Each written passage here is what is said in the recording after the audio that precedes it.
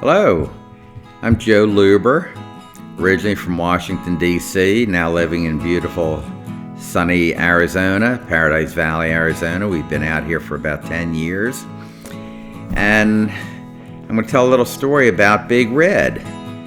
Big Red is my 1975 Chevy Caprice Classic Convertible that I purchased in 2006. In the mid-1980s, I purchased a 1975 Chevy Caprice Classic Convertible. It was navy blue with a white top and white interior, and I just loved that car. I was washing the car on a Sunday morning and literally put my finger right through the fender of the car.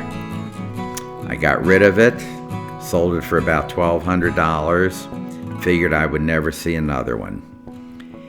In 2006, my wife and I decided to take a vacation, and we took a cruise in the Caribbean. While on the cruise ship, we met a lovely couple from Halifax, Nova Scotia, and their two sons. We started talking, ended up the following June visiting them in Halifax. Gary and I were out for a walk, and we started talking cars. And of course, I talked about my 75 Caprice Classic and called it a rust bucket. He said, "Do you want another one?" And I said, "Why not?" I said, "But it can't be a rust bucket." He told me about this car. It was 350 miles away from Halifax in a place called St. John, New Brunswick. Talked to the owner of the car.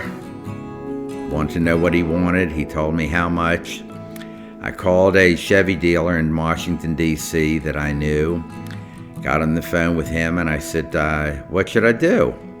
He said, "If the car is what the gentleman says, buy it." I hung up, and then I started thinking, well, gee, if I buy this car in St. John, New Brunswick, how am I going to get it back to Maryland? So I then picked up the phone and called an exotic car dealer, classic car dealer in Rockville, Maryland. His name was Tony Fleming, Fleming's Ultimate Garage. And I said, "Tony, I found this car. What should I do?" He says, if it's as good as he says, buy it. I'll get it back to Maryland for you.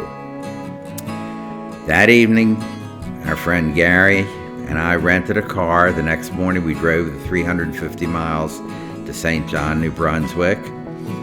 Pulled up to the home where the house was, which was on a bluff overlooking the Bay of Fundy. They pulled the car out of the garage. I took one look at it and I said, "I want it." Inspected the car some more. There was absolutely zero rust on the car. The car had been Z-barded, and for those of you who don't know cars, Z-barding was a method by which they would drill holes into the door frames of the car and would stick like a giant hypodermic needle in, and they would spray the inside panels of the cars because that's where they were rusting from. They would rust from the inside out, not the outside in. So I knew there was no rust on the car. I picked up the phone, called my wife who was out shopping with our friend's wife, and Sharon said, "Joe, if you like it, buy it." I bought it. So then I started really enjoying the car. I got personalized Maryland tags on the car that said 75 Chevy. I then started cleaning the car. I looked under the hood. There were Goodyear hoses or Dayco hoses and belts. I removed all of those and put OEM GM parts. Everything down to the hose clamps were the original type hose clamps on that car. I then had the car tuned up and replaced everything with original Delco, AC Delco electrical parts. I redid the brake system with all original GM brake hoses because the rubber was many, many years old. All new brake shoes, cleaned up the car, and after that started taking it to car shows. It's called a 400, it's a 400 4-barrel.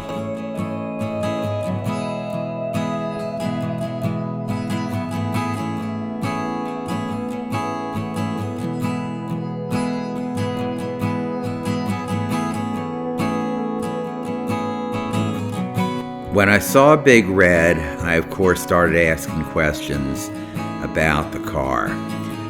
I was told that the car was purchased by Bob McDonald of Bob McDonald Chevrolet in Halifax, Nova Scotia. He kept the car in the showroom for 23 years because it was the last of the full-size Chevy convertibles. They only made 8,349 of them, and this was one of, I believe, 80 that were shipped into Canada from the manufacturing plant in St. Louis. The car has practically every extra on it. The only extras that I could not find on the car was the power seat and air conditioning.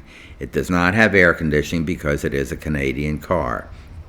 Other than that, the car is totally original. A little side story, I was at Barrett-Jackson a number of years ago with the Cadillac Club, of which I'm a member here in Arizona. And a gentleman walks up and we start talking, and I said, "Where are you from?" He said, "Halifax, Nova Scotia."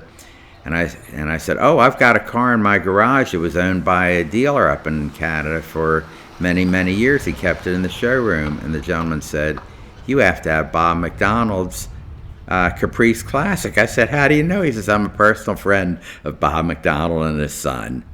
So everything is original on that car. I have all the paperwork on it, and everybody that looks at the car, it notices that everything is original on the car. Now, according to the Antique Automobile Club of America, a car that has been repainted, you cannot call it totally original. The car was repainted in the late 1990s due to cracking paint. I joined the Antique Automobile Club of America, and I had the car at Hershey, Pennsylvania. It was then time for the 50th anniversary of the Vintage Chevrolet Car Club and the 100th anniversary of Chevrolet in Flint, Michigan. I called reliable carriers. They picked up the car in Maryland, took it up to Flint, Michigan, and the car received the top awards at the 100th anniversary of Chevrolet, as well as the Vintage Chevrolet Car Club top awards. At some point along the line, I also got the top awards from the Antique Automobile Club of America. Since coming out here to Arizona, I've shown it at different car shows. Over the years, the car has been written up in numerous newspapers and magazines. So that's the story of Big Red. I just love Big Red. My grandson, when he was born, I took a set of keys to the car, put them in an envelope, and gave it to my daughter.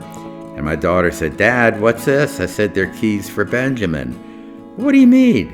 "Well, I may not be around when Benjamin drives in 16 years. The car may not be around, but if it is, and we're both around, Benjamin and I are going for a ride in the car." So that's the story of Big Red. I hope you all enjoy this. Thank you.